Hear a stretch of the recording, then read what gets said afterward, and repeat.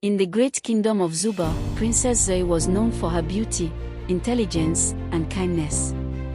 Many noblemen sought her hand in marriage, but her father, King Jemba, declared that only the man who could pass 3 impossible tests would earn the right to marry her. Among the wealthy princes and powerful warriors who arrived at the palace stood Kamal, a humble farmer with nothing but love in his heart.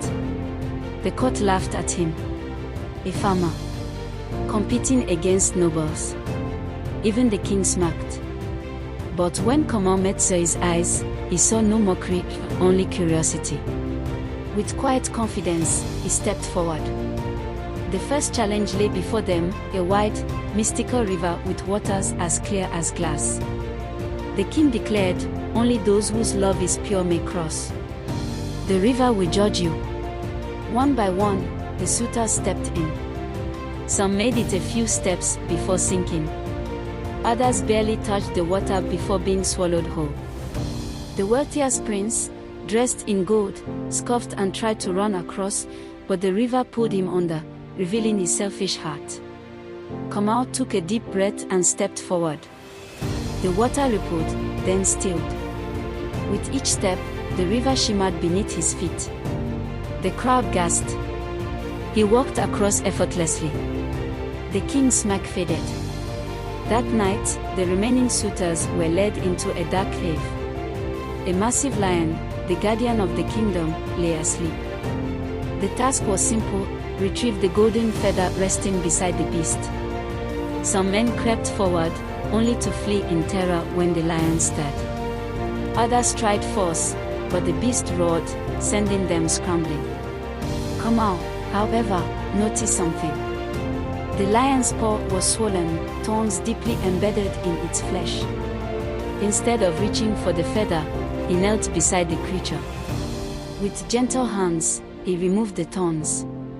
The lion's golden eyes met his, and in a moment of understanding, it stepped aside and allowed Kamal to take the feather.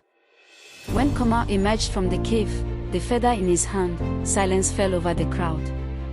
The princess smiled. The king frowned. For the last test, the king led Kamal into the grand hall, where chests of gold, fine robes, and a throne awaited. "Take this wealth," the king said, "and live. You are a poor man. With this, you will have land, servants, a great future. Or you can stay and marry my daughter, but with nothing to your name." Kamal did not hesitate. "I did not come for gold. I came for love." The king's eyes narrowed. "Then prove it.